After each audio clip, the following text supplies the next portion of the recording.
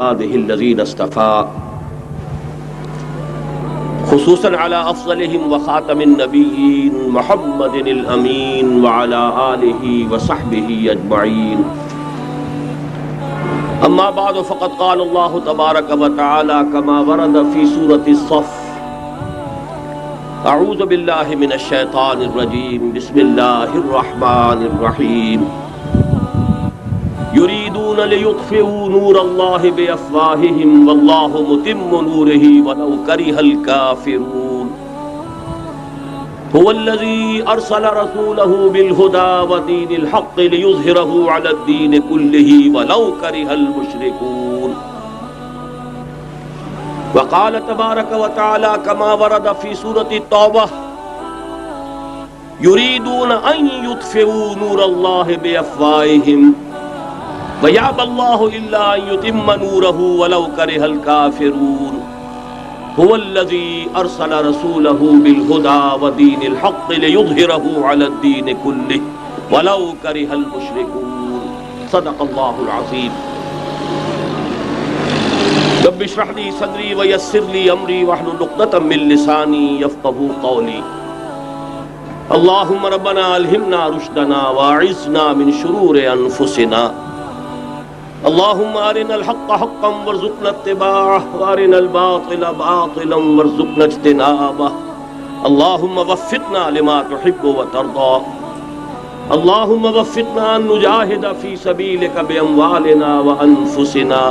اللهم ارزقنا شهادة في سبيلك. آمين یا رب العالمین.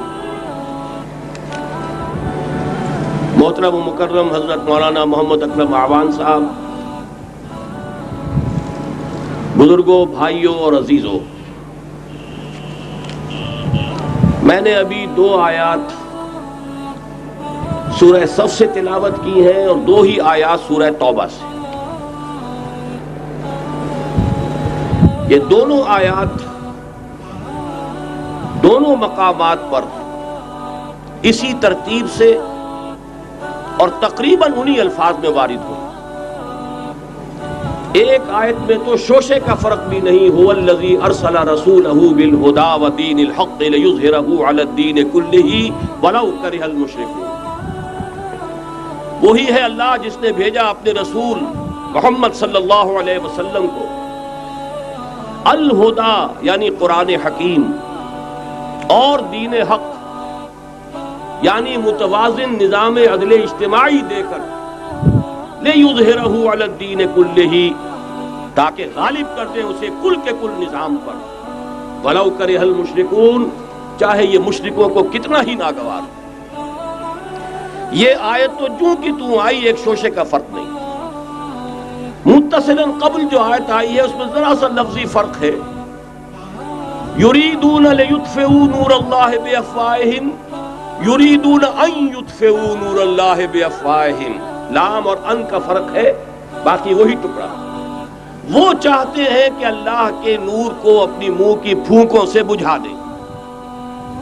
واللہ متم نورہ ولو کرہ الکافرون ویابی اللہ الا ان یتم نورہ ولو کرہ الکافرون. ایک ہی بات کو مثبت اور منفی اسلوب میں بیان کیا گیا.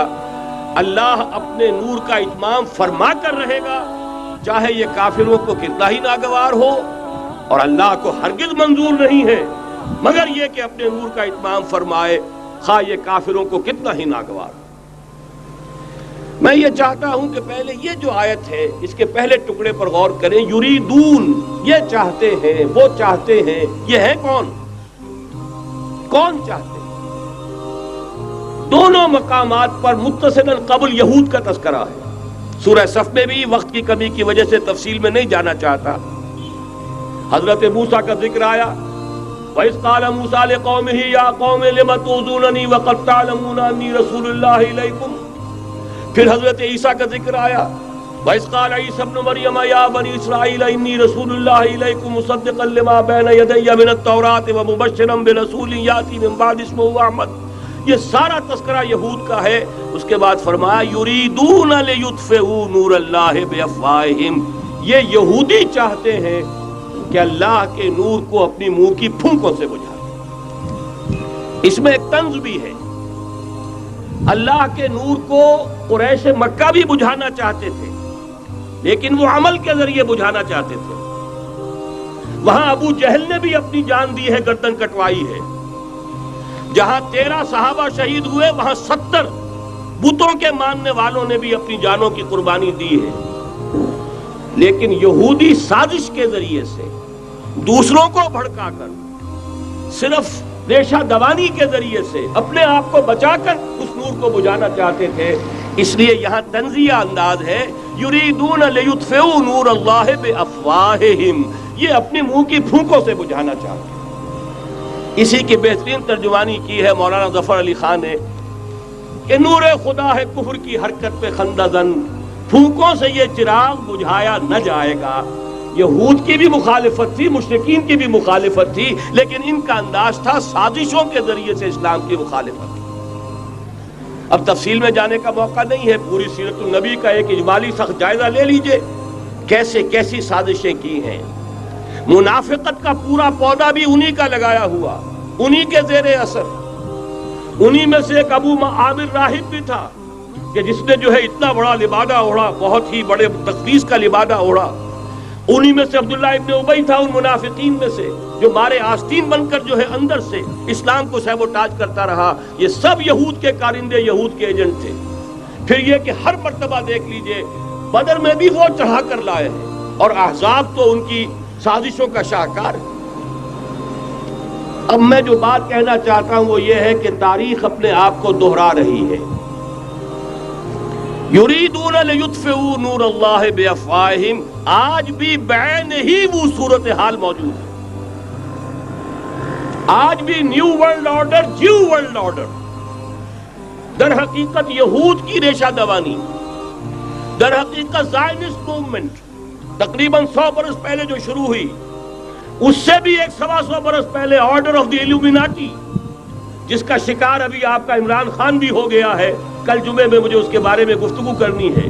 وہ آرڈر آف دی ایلومیناٹی 1776 میں قائم کیا گیا تھا, یہودیوں کی سازش, وہ آج تک چل رہی ہے.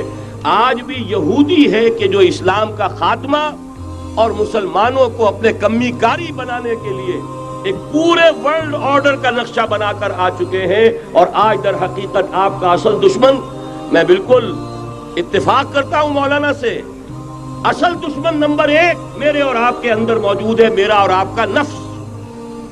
اصل دشمن یہ ہے, نفس ما ہم کم طرف فرعون نیست لیکن اورعون ایراعون نیست. اور دوسرا خارجی دشمن سب سے بڑا یہودی. لیکن یہ کہ اس وقت کے اور اس وقت کے حالات میں ایک بڑا فرق واقع ہوا ہے. مجھے اقبال کے وہ شعر یاد آ رہے ہیں, دنیا کو ہے پھر مار کے روح و بدن پیش, تہذیب نے پھر اپنے درندوں کو ابھارا, اللہ کو پامر دیے مومن پہ بھروسہ, ابلیس کو یورپ کی مشینوں کا سہارا. وہی تاریخ ستیزہ کار رہا ہے ازل سے تا امروز, چراغ مصطفی سے شرار بولہبی. تو دنیا کو ہے پھر مار کے روح و بدن پیش, تہذیب نے پھر اپنے درندوں کو ابھارا, اللہ کو پامر دیے مومن پہ بھروسہ, ابلیس کو یورپ کی مشینوں کا سہارا. میں جس فرق کی طرف اشارہ کر رہا ہوں ذرا اس پر غور کیجئے.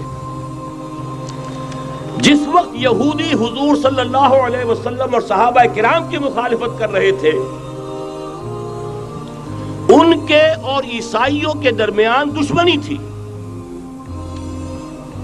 وقالت اليہود لیست النصارى علی شیء وقالت النصارى لیست اليہود علی شیء. ان میں آپس میں سانپ اور نیولے کا بیر تھا اس وقت جبکہ نبی اکرم صلی اللہ علیہ وسلم کے ساتھ یہود کی یہ کشاکش جاری تھی. یہی وجہ ہے کہ آپ کو معلوم ہے کہ قرآن مجید کہتا ہے کہ بدترین دشمن تمام انسانوں میں اہل ایمان کے وہ یہود ہیں, اور قریب ترین اگر کسی کو پاؤ گے دوستی میں مسلمانوں کے تو وہ نصارہ. سورہ مائدہ کی آیت ہے, وَلَتَجِدَنَّ أَشَدَّ النَّاسِ عَدَاوَةً لِلَّذِينَ آمَنُوا الْيَهُودَ وَلَتَجِدَنَّ أَقْرَبَهُمْ لِلَّذِينَ آمَنُوا مَوَدَّةً لِلَّذِينَ آمَنُوا الَّذِينَ قَالُوا إِنَّا نَصَارَى. اس وقت صورتحال یہ تھی. آج زمین و آسمان کا فرق واقع ہو چکا ہے. آج یہودی عیسائی پر مسلط ہو چکا ہے. یہودیوں نے پورا عالم عیسائیت فتح کر لیا.